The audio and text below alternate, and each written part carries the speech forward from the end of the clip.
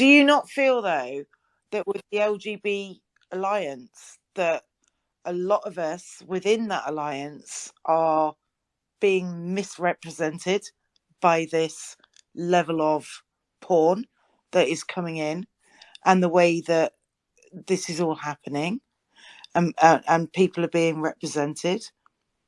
I think we have to just move on because not only do we have a lot of Yeah, hands, okay. but Sorry, we've I'm the obviously. mum of a gay. My son's 26 on Sunday. He's a gay man, and it's just a point of interest to me. Hi, everyone. I'm a parent. I have a 13-year-old boy who's on the autism spectrum. I also have an 11-year-old boy who's also on the autism spectrum. And then I have a 9-year-old daughter. And I'm a very open parent. I am Muslim, but I'm a very open parent. I really respect the gay community. I'm really concerned. There was a dad and his daughter identified as transgender at age 12. This dad was at the point where he said he wanted to kill someone. And what I'm concerned is when that level of rage is coming from a dad, it it can be directed at the gay community. But the other thing I'd very much briefly like to say is what we are seeing in America is boneheaded idiots chanting in the streets, "We are coming for your kids. We're here. We're queer. We're coming for your kids." Well, no, quite frankly, we're not.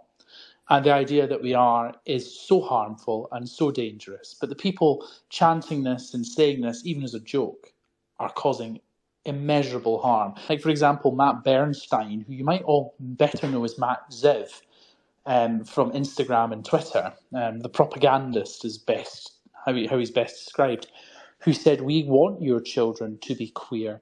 It's brilliant that they're becoming queer. It's brilliant they're eventually discovering their queerness through exploration." And that trope is that gay men in particular, but all members of the LGBT community are interested in converting children.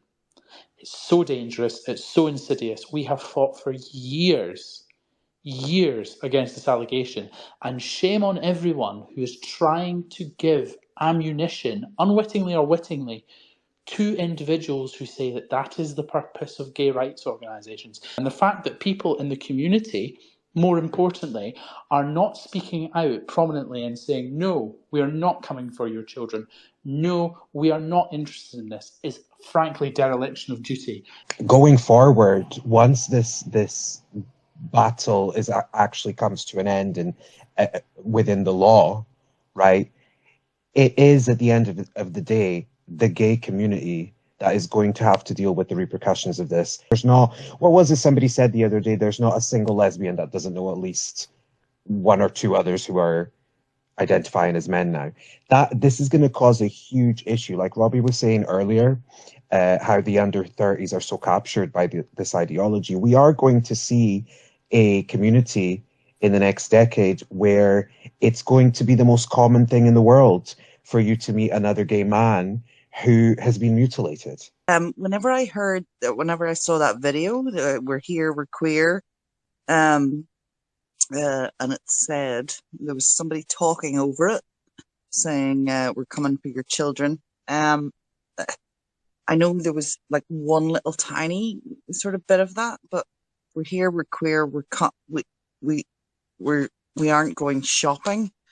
If you look at their words, if you look at the way their lips move, that's actually what most of them are saying. I know there was a thing, coming across it saying, "We're here, we're queer, we're coming for your children." I worry about that video, because what I saw was not the same, and I know that the San Francisco choir, that was very disturbing. But whenever I watched that video, when you look at their mouths, they're saying, "We aren't going shopping," and I worry that maybe it's been a wee bit of a deep fake.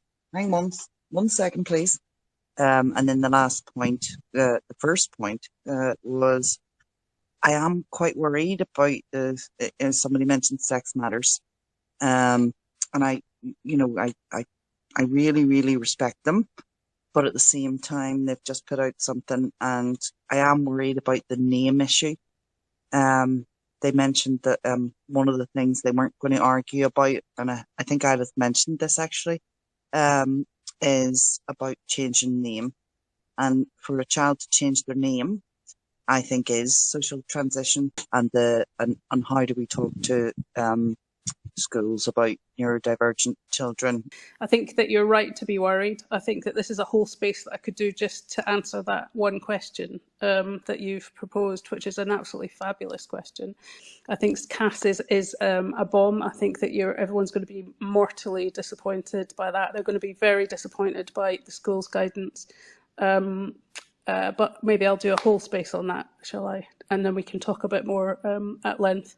But I think that we really, really need to pay really big attention now to LGB children and autistic children.